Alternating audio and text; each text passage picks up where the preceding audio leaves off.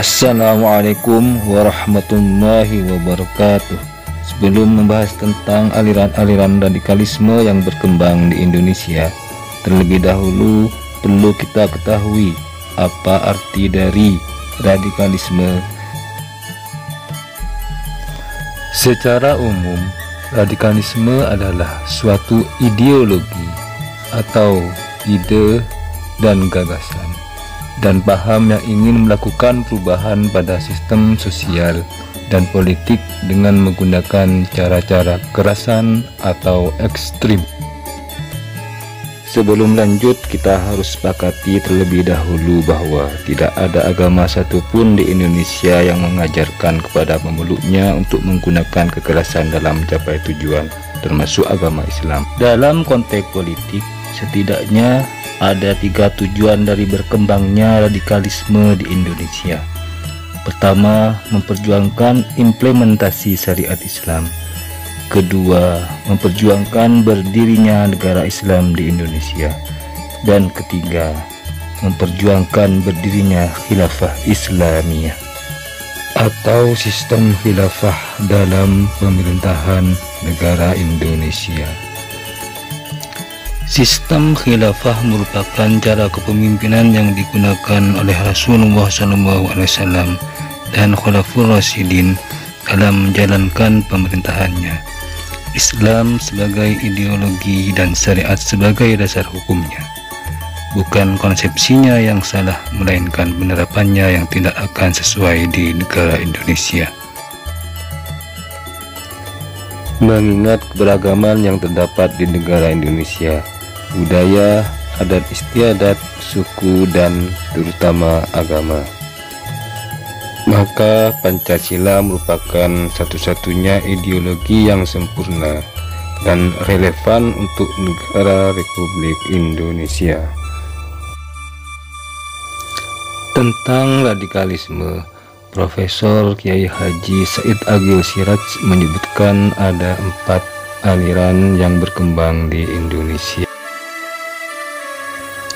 Yang pertama, Wahabi masuk ke Indonesia secara perlahan sejak tahun 80-an dengan teologinya yang radikal, namun tindakannya tidak radikal. Aliran ini cenderung menilai peringatan Maulud Nabi Isra Mi'raj adalah bid'ah dan ziarah kubur merupakan perbuatan yang musyrik. Kedua, Salafi. Aliran yang datangnya dari Yaman ini lebih keras daripada Wahabi. Dalam tindakannya, kelompok ini menggunakan caci maki, ujaran kebencian untuk mencapai tujuannya. Kelompok ini menginginkan purifikasi ajaran Islam di Indonesia. Ketiga, Jihadi. Aliran ini lebih radikal dan bahkan disebut ekstrim jika dibandingkan dengan 2 aliran sebelumnya. Jihadi menghalalkan membunuh non-muslim dan menghancurkan tempat ibadahnya. Dan yang keempat adalah takfiri, adalah puncak yang paling sempurna dari radikalisme. Aliran ini dibentuk oleh Syukri Ahmad Mustafa pada tahun 1969 di Mesir.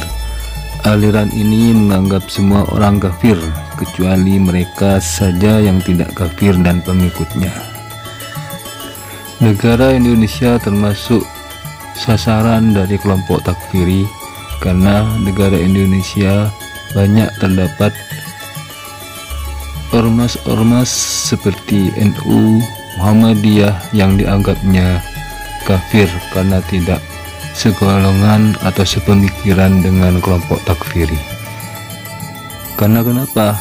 Kelompok takfiri menganggap bahwa ormas-ormas yang ada di Indonesia mendukung Pancasila dan Undang-Undang Dasar 1945 yang dinilainya adalah togut dan berhala. Kelompok takfiri juga menganggap bahwa negara Indonesia adalah negara kafir karena mendukung dan menggunakan Pancasila sebagai ideologi dan Undang-Undang Dasar 1945 sebagai dasar hukum. Mereka menganggap bahwa Pancasila dan Undang-Undang Dasar 1945 adalah hasil produk pemikiran manusia, bukan hukum Tuhan.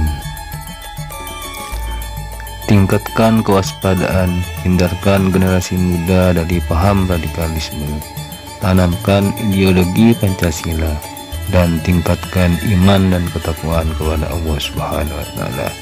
Demikian yang dapat kami sampaikan, kurang lebihnya mohon maaf.